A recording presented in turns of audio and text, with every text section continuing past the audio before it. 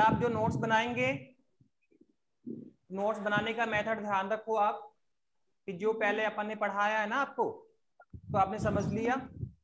फिर उस मैटर को आप जाके जो अपनी एनसीईआरटी की बुक है, आपको राजस्थान बोर्ड की बुक नहीं लेनी है बेटा, आप ध्यान रखना। पता है ना आपको, इस बार 12th एनसीईआरटी जो ठीक है बुक है, टेक्स्ट बुक है सीबीएसई वाली, वही आपको लेनी है बेटा। जो राजस्थान आरबीसी बोर्ड की बुक थी वो आपको कलेक्ट नहीं करनी है आप, ठीक है। जो सीबीएसई में इंग्लिश मीडियम में चल रहा है सीबीएसई में, वही बुक आपको कलेक्ट करनी है। तो जो टॉपिक मैंने पढ़ाया उस टॉपिक को आप पहले जाके बुक में स्टडी करेंगे कि सर ने क्या स्टडी करवाया, वो टॉपिक्स बुक्स में कैसे लिखे हुए हैं। बुक्स में कोई शॉर्ट क्वेश्चन है उनको भी आप अंडरलाइन करो, देखो आप उन चीजों को, ठीक है। और फिर मैं आपको नोट शेयर करूंगा, आज कर दूंगा, मैं कल नहीं कर पाया, तो फिर मैंने जो नोट शेयर किए उनको भी आप स्टडी करेंगे। और जो अपनी टेक्स्ट बुक है, जो अपनी एनसीईआरटी बुक है, उसको भी आप स्टडी करेंगे। फिर दोनों को मिक्स करके आपको अपने खुद के नोट्स बनाने। वैसे तो देखो बेटा 80% नोट्स, 80-85% नोट्स वही होंगे जो हम आपको सेंड कर रहे हैं, लेकिन फिर भी आपको ये देखना है उसमें कि हम उसको कितना मॉडिफाई कर पा रहे हैं। हम आपको लग रहा है कि ये कुछ टॉपिक है जो सर ने नहीं लिखा है, वो आप एक्स्ट्रा टॉपिक लिख लें। कुछ आप क्वेश्चन बेस देखें, कोई शॉर्ट क्वेश्चन आ रहा है जो मैंने क्लास में डिस्कस नहीं किया लेकिन बुक में है, तो बेटा उनको भी आप है ना अपने नोट्स में शामिल कर लें। मतलब नोट्स अपने खुद के होने चाहिए, ऐसे नहीं कि जो मैंने आपको नोट्स सेंड किए एज इट इज 100% आपने उसी को कॉपी राइट कर लिया। नोट्स का मीनिंग ये होता है कि आपको कहीं ना कहीं आपके खुद के नोट्स होने चाहिए। आपने टॉपिक समझ लिया, फिर मैंने जो नोट्स भेजे यहाँ से उनको आप स्टडी कर लो, टेक्स्ट बुक में जाके स्टडी करो, और फिर दोनों कंबाइन करके आपको नोट्स बनाना, ठीक है।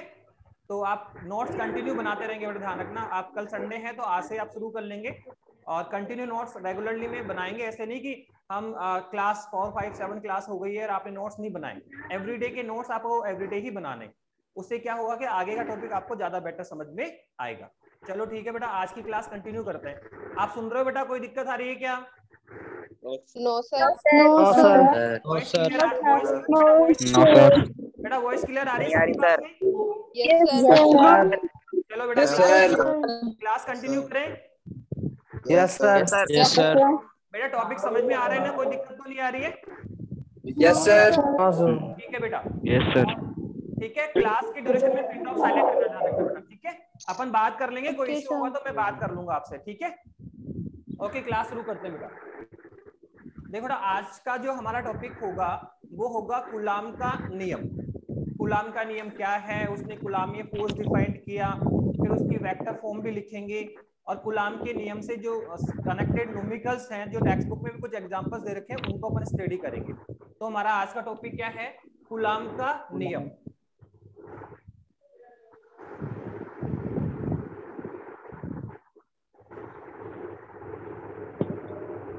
ठीक है, तो सबसे पहला क्वेश्चन ये बना कि कूलाम ने हमें क्या नियम दिया, इससे हम क्या डिफाइन कर सकते हैं।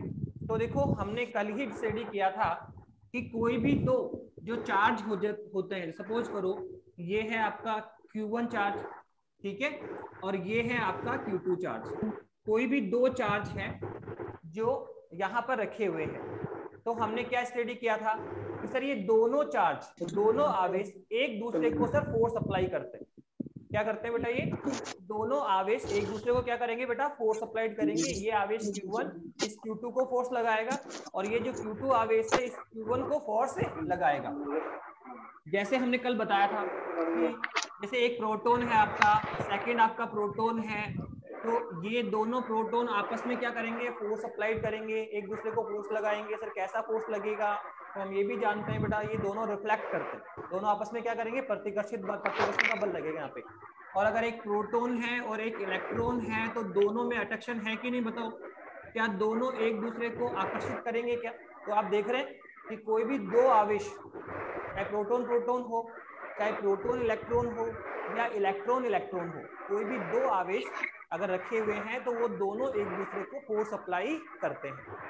तो ये तो हम जानते हैं कि कोई भी दो चार्ज हैं, ठीक है, वो एक दूसरे को फोर्स अप्लाई करेंगे। यहाँ प्रतिकर्षण बल होगा, यहाँ आकर्षण बल होगा। पर क्वेश्चन ये है कि सर यहाँ फोर्स होगा तो सही, पर कितना फोर्स होगा? यहाँ कितना फोर्स अप्लाइड होगा? 5 न्यूटन होगा, 10 न्यूटन होगा, कितना फोर्स अप्लाइड होगा सर, उसको हम कैसे कैलकुलेट करें? तो कूलाम ने हमें यही डिफाइंड किया। कूलाम का जो नियम है वो हमें यही डिफाइंड करता है कि इन कोई भी दो जो चार्ज है Q1 Q2 या कोई भी दो आवेश है सर, उनके बीच में कितना फोर्स अप्लाइड होगा। कूलाम के नियम से हम यहाँ इन दोनों आवेशों के मध्य कितना बल अप्लाइड होगा, कितना बल लगेगा, उसको हम कैलकुलेट कर सकते हैं। शुरू करते हैं। क्या बताया कूलाम ने?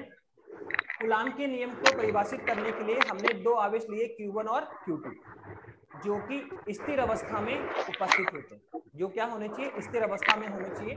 और साथ में इसके बीच की कुछ डिस्टेंस मान लेते कितनी है? R है। दो आवेश है Q1 और Q2 और उनके बीच की डिस्टेंस कितनी है? R है। तो कूलाम ने क्या बताया कि सर इन दोनों आवेशों के मध्य जो लगने वाला बल है, फर्स्ट पॉइंट उसने क्या बोला कि इन दोनों आवेशों के मध्य जो लगने वाला बल है F है सर, वो सबसे पहले हम बोलेंगे कि ये जो Q1 आवेश है उसके परिमाण के क्या होता है? समानुपाती होता है। क्या कहा? इन दोनों आवेशों के मध्य जो लगने वाला बल है वो इस Q1 आवेश के परिमाण के समानुपाती होता है। इसका मीनिंग क्या हुआ? समानुपाती में क्या होता है?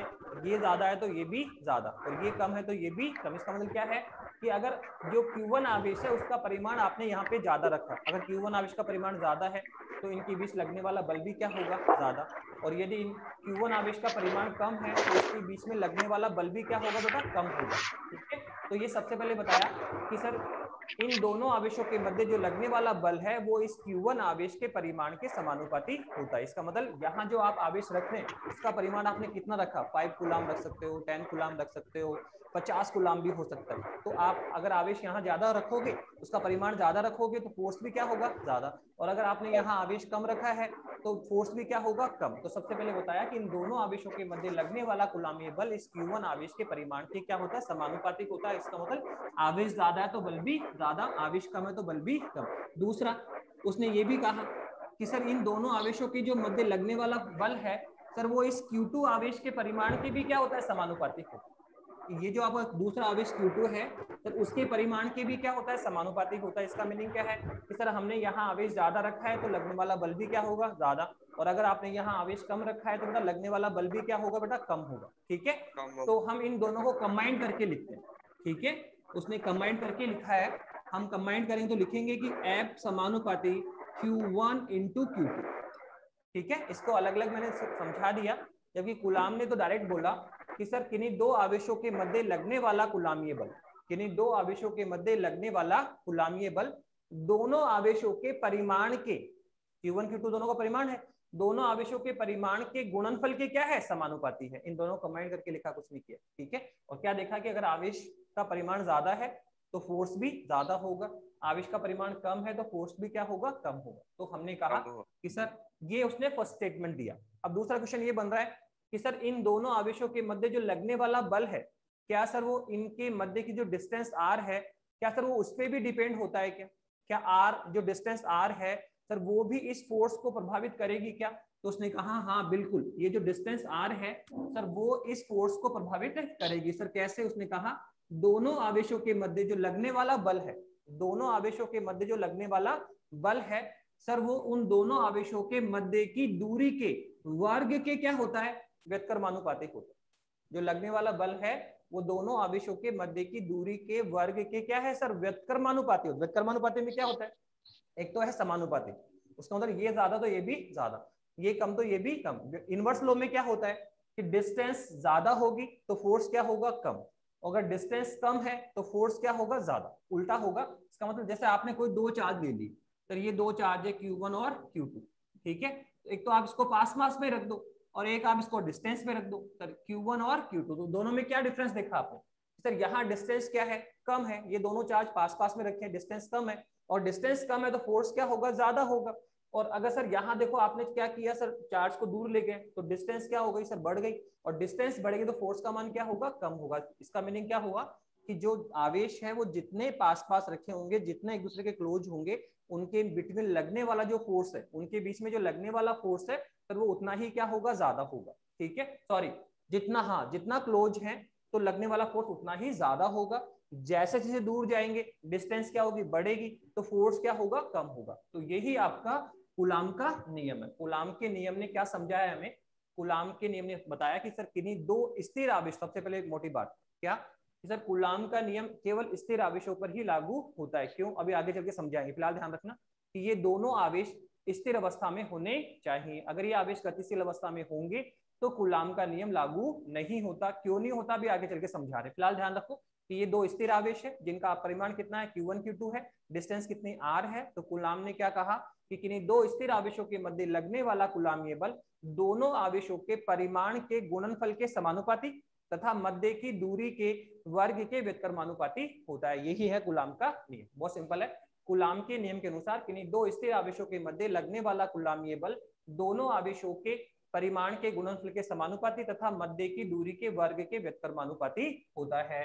तो क्या हो गया? क्या अब आप इसको क्या करें सर, इसको आप दोनों को कंबाइन करें, वापस से कंबाइन करेंगे तो बोलो क्या होगा। तो हमने क्या कहा, कूलाम ने क्या बोला सर, कूलाम ने बोला कि सर लगने वाला जो फोर्स है वो सर क्या है सर, दोनों आवेशों के परिमाण के गुणनफल के समानुपाती। दूसरा सर लगने वाला जो फोर्स है F सर, वो दोनों आवेशों के मध्य की दूरी की क्या है, वर्ग के व्युत्क्रमानुपाती है। अब आप इन दोनों को कंबाइंड करें तो क्या आएगा सर, F डायरेक्टली प्रोपोर्शनल क्या आएगा sir, Q1 upon Q2 upon R square. यही आपका कूलाम का नियम है। अब आप ये क्या है सर, समानुपात चिन्ह किस में आएंगे सर, बराबर की साइन में लेकर आओ। समानुपात किस में आ रहे हो, बराबर में। और हम जानते हैं समानुपात चिन्ह से जब भी बराबर में आओगे तो एक कांस्टेंट आता है जिसे बोलते हैं समानुपाती नियतांक। तो यहाँ पर क्या आएगा सर, ये आएगा F इक्वलेंट के Q1 Q2 upon R square. और यही कौन है सर, इन दो स्थिर आवेशों के मध्य लगने वाला कूलामीय बल। ये F इक्वलेंट आ गया, जैसे आप समझ किसमें आए, बराबर में, तो एक कांस्टेंट आ गया के। कौन है इसका, समानुपाती नियतांक है। तो हम यहाँ पूरा डिफाइन कर सकते हैं सर क्या सर, ये F तो कौन है सर, F है इन दोनों आवेशों के मध्य लगने वाला कूलामीय बल। तो क्या है सर, F है आपका कूलामीय बल। F कौन है आपका, कूलामीय बल है सर। इसका दूसरा नाम भी है सर, क्या सर, इसको स्थिर वैद्युत बल के नाम से भी जाना जाता है। ये जो आपका कूलामीय बल है सर, इसको स्थिर वैद्युत बल के नाम से भी जाना जाता है। क्यों? क्योंकि सर ये दो स्थिर आवेशों के मध्य लगने वाला बल, कौन सा बल है ये, दो स्थिर आवेशों के मध्य लगने वाला विद्युत बल है। इसको बोला स्थिर वैद्युत बल। इसका दूसरा नाम क्या है सर, इसका दूसरा नाम है आपका स्थिर वैद्युत बल। ओके, या तो कूलामीय बल बोलो या फिर क्या बोलना बेटा, स्थिर वैद्युत बल बोलना। दूसरा सर Q1 कौन है सर, बताया आपको, Q1 आवेश का परिमाण, ठीक है, या प्रथम आवेश का परिमाण। तो हम कह सकते हैं Q1 आवेश का क्या है, ये परिमाण है। Q1 आवेश का क्या बेटा, ये परिमाण है। ओके सर, Q2 कौन है, तो आप बोलोगे सर ये Q2 आवेश का परिमाण है। क्या है ये, Q2 आवेश का परिमाण है। ओके सर, R क्या है सर, R है दोनों आवेशों के मध्य की दूरी। R क्या है सर, R है आपके दोनों आवेशों के मध्य की दूरी है बेटा। लास्ट में सर ये K कौन है सर, तो मैंने K बताया तो सही अभी। K कौन है, समानुपाती नियतांक। K कौन है आपका, समानुपाती नियतांक है। ठीक है, और इस K की वैल्यू भी आप ध्यान रखें। K की वैल्यू होगी यहाँ पे 9 × 10⁹। किसमें, अगर आप MK सिस्टम में निकाल रहे हो, किसमें निकाल रहे हो, MK सिस्टम में निकालो। इसकी वैल्यू कितनी आती है सर, 9 × 10⁹ MK सिस्टम में। और अगर मैं इसकी वैल्यू CGS में लिखूंगा तो कितनी आएगी, 1। CGS में ध्यान रखो इसकी वैल्यू कितनी आती है, 1। तो दोनों नहीं दिख रहा, क्या नहीं दिख रहा बेटा, ऊपर लिखो। ओके ओके बेटा, बिल्कुल बिल्कुल ऊपर लिखता हूँ, ठीक है। तो क्या कहा कि बेटा K कौन है आपका, समानुपाती नियतांक, और इसकी वैल्यू 2 होती है। MKS में कितना होता है सर, 9 × 10⁹। ओके, और CGS में कितना होगा, 1। दो सिस्टम है ना आपके, MKS CGS। तो MKS में कितना होता है, ये ध्यान रखो, 9 × 10⁹। ठीक है, ये वैल्यू कहां से निकल के आई ये भी ध्यान रखना कि सर जो K होता है ना, उसकी एक्चुअल में वैल्यू कितनी होती है, ये होता है 1/4πε0। कितना होता है, 1/4πε0 ये होता है। ठीक है, ये एक्चुअल में K है। K की वैल्यू कितनी होती है, 1/4πε0। जहां ε0 कौन है सर, ε0 है निर्वात की विद्युतशीलता। अगर हम बात करें तो ε0 कौन है बेटा, ε0 है आपकी निर्वात की विद्युतशीलता है। और इसकी वैल्यू भी ध्यान रखो, इसकी वैल्यू होती है 8.85 × 10⁻⁻12। ये कौन है ε0 सर, ये है निर्वात की विद्युतशीलता। एक होती है बेटा क्या, माध्यम की विद्युतशीलता, और एक होती है बेटा आपेक्षिक विद्युतशीलता, विद्युतशीलता तीन प्रकार की होती है, एक होती है निर्वात की विद्युतशीलता, एक होती है माध्यम की विद्युतशीलता, और एक होती है बेटा आपेक्षिक विद्युतशीलता। आपेक्षिक कैसे निकालेंगे सर? हम सिंपल है, माध्यम में किसका डिवाइड कर दें? निर्वात का। माध्यम में किसका डिवाइड करेंगे? निर्वात का। तो हमें क्या फाइंड आउट होगा सर? आपेक्षिक विद्युतशीलता। इसे माध्यम का पेरा विद्युतांक भी कहा जाता है, एक्सलन आर। कौन है सर? ये माध्यम का पेरा विद्युतांक या आपेक्षिक विद्युतशीलता होती है। तो एक तो कौन है? निर्वात की विद्युतशीलता, फिर एक कौन है? माध्यम की विद्युतशीलता, और ये कौन है? आपेक्षिक। कौन है सर? माध्यम में किसका डिवाइड करो? निर्वात का। अब बताओ क्या एक्सेल नोट की वैल्यू पता है कितनी है? 8.85 × 10⁻²। तो आप ये वैल्यू यहाँ पुट करें। 4 तो है, पाई कितना होता है सर? 22/7, 22/7। एक्सेल नोट कितना है सर? ये रहा 8.85 × 10⁻²। तो ये वैल्यू अगर हम यहाँ पे पुट करेंगे तो उसकी वैल्यू कितनी आएगी? 9 × 10⁹ पर कौन से सिस्टम में? एमकेएस में। किसमें आएगी? एमकेएस में। और अगर किसमें जाओगे? सीजीएस में, तो कितना आएगा? 1। कितना आएगा? 1। तो ये लो देखो, हमने कूलाम के नियम की बात हमने कर ली कि कूलाम का नियम क्या था और कूलाम ने क्या डिफाइन किया। बताओ सर, कूलाम ने क्या कर रखा है? ठीक है, कूलाम ने किन्हीं दो स्थिर आवेशों के बिटवीन कितना फोर्स अप्लाइड होगा सर, वो उसका एक फॉर्मूला हमें दिया। अब देखो इस फॉर्मूले, कौन सा फॉर्मूला है? बराबर के Q1 Q2/r²।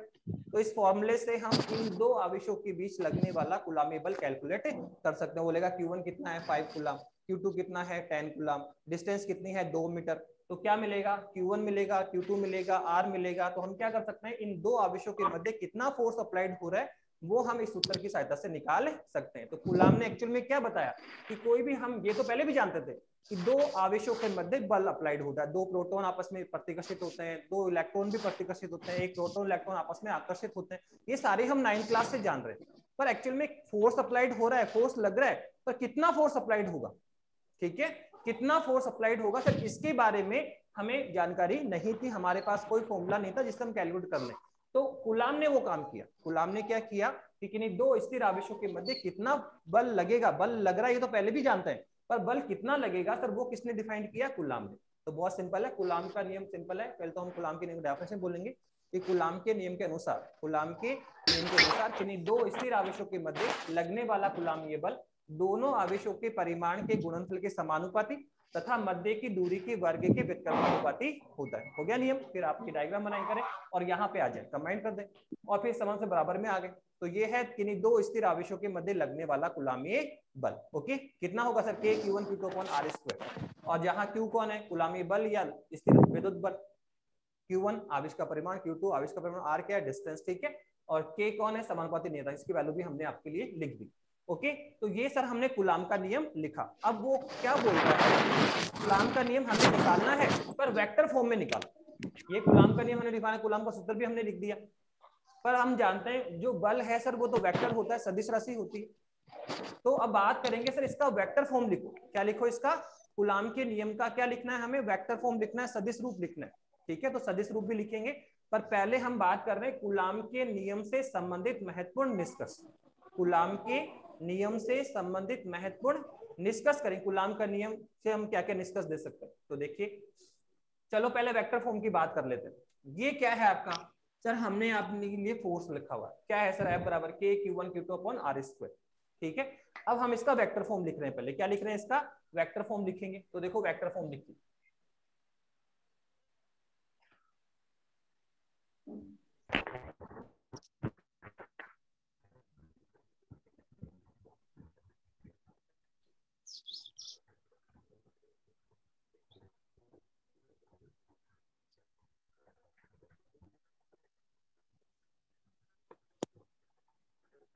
देखिए,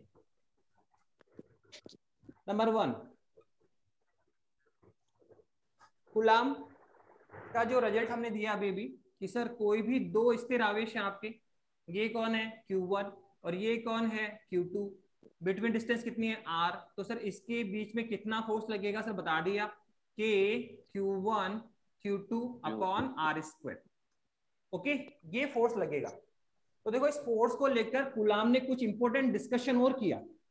ठीक है, कुछ इंपॉर्टेंट हमें बातें और बताई जो कि हमें बोर्ड एग्जामिनेशन में शॉर्ट क्वेश्चन के रूप में मिलेगा। आधे क्वेश्चन में आधे नंबर में मिल जाएगा, एक नंबर में मिल जाएगा। ठीक है, तो कूलाम का नियम तो समझ लिया कि नियम क्या है, ठीक है, कूलाम का नियम क्या है, और ठीक है उसका हमने फॉर्मूला भी निकाल लिया। लेकिन क्या करना है बेटा,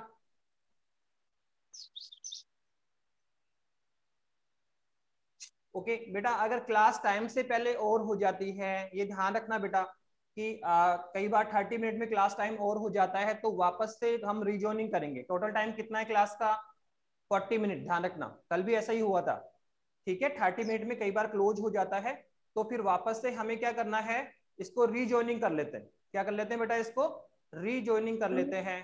हेलो, यस सर। सुन रहे हो बेटा? Yes, sir. जब Yes, sir. क्लास क्लोज हो जाएगी तो आप कनेक्टेड ही रहना बेटा, मैं वापस रीजॉइनिंग करवा दूंगा, ठीक है। Yes, sir.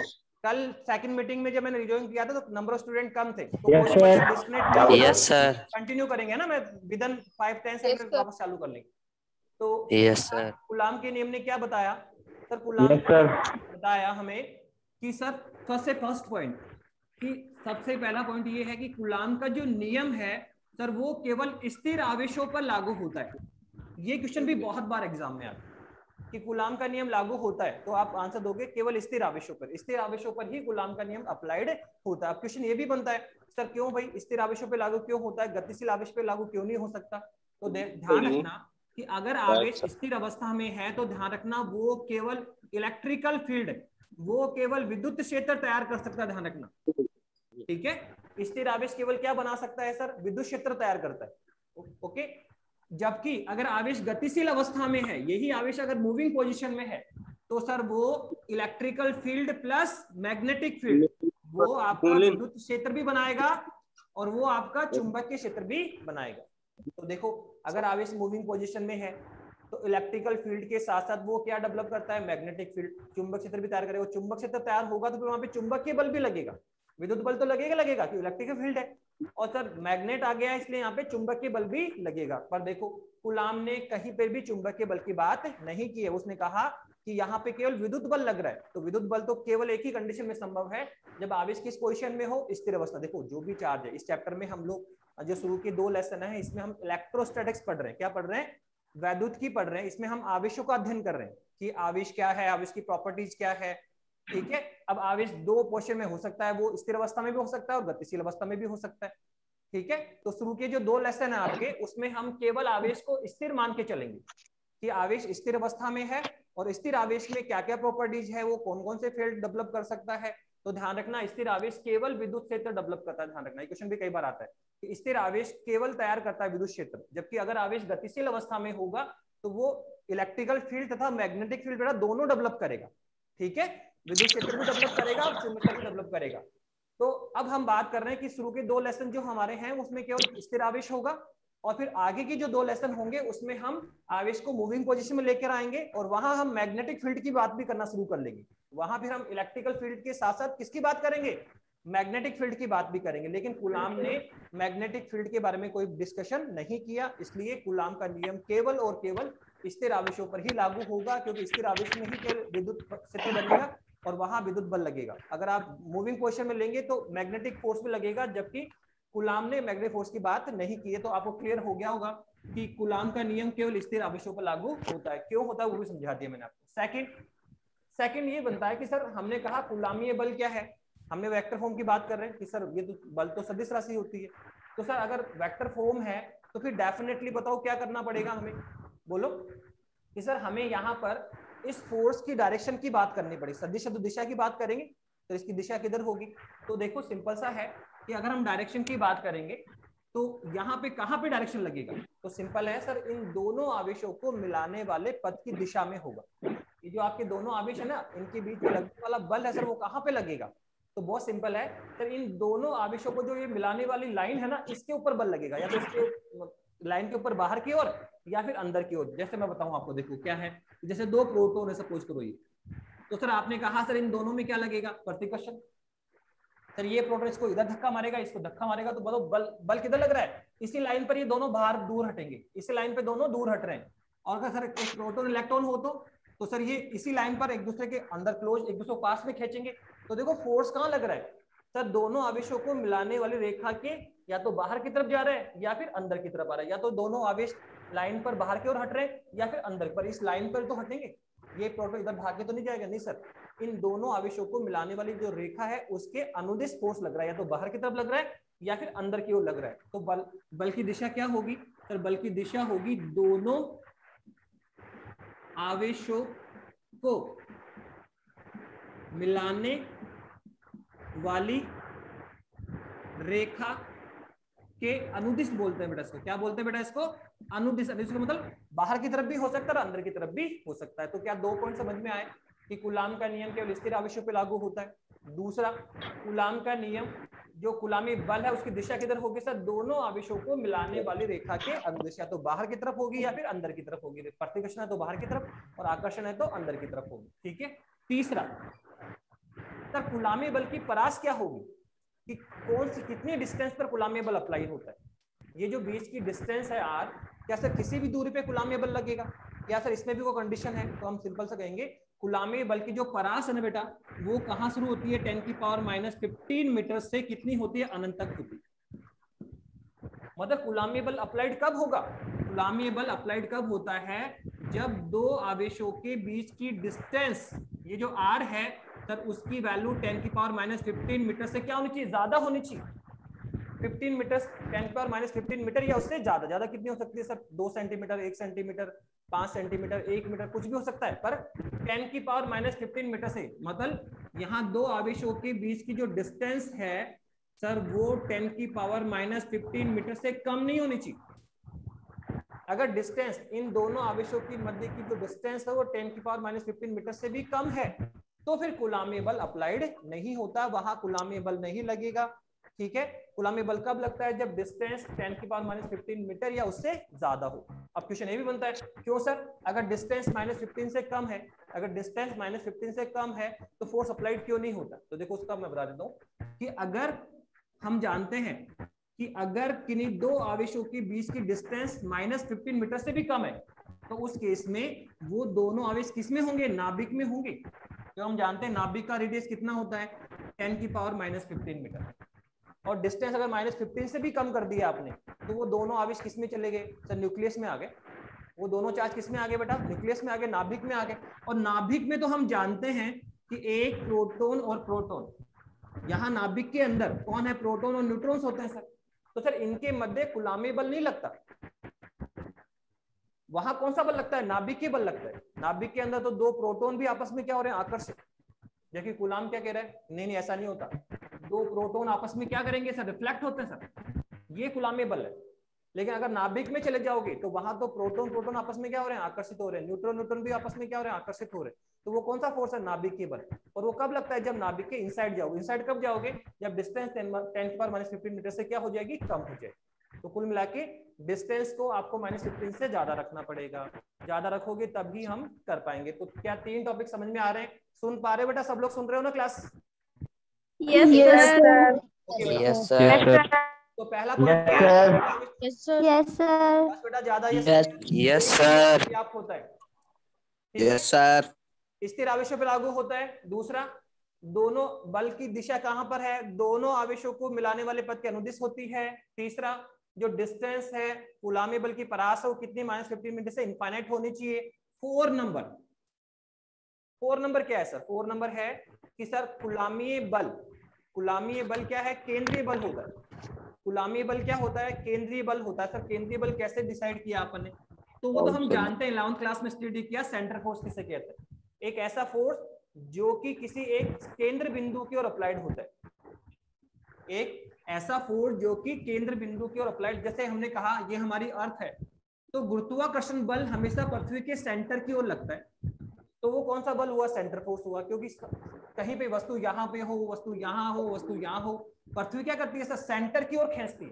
बल किधर लगेगा? केंद्र की ओर। तो ये कौन सा हुआ सर? इसकी दिशा एक निश्चित बिंदु या केंद्र की ओर होती है, तो ये केंद्रीय बल है। तो ऐसे आप ये भी देख सकते हो बेटा कि यहाँ पर जो कूलामीय बल है सर वो भी एक केंद्रीय बल होता है। जैसे यहाँ एक आवेश Q है, यहाँ मैंने Q1 आवेश रख दिया, यहाँ मैंने Q2 आवेश रखा, यहाँ मैंने Q3 आवेश रखा।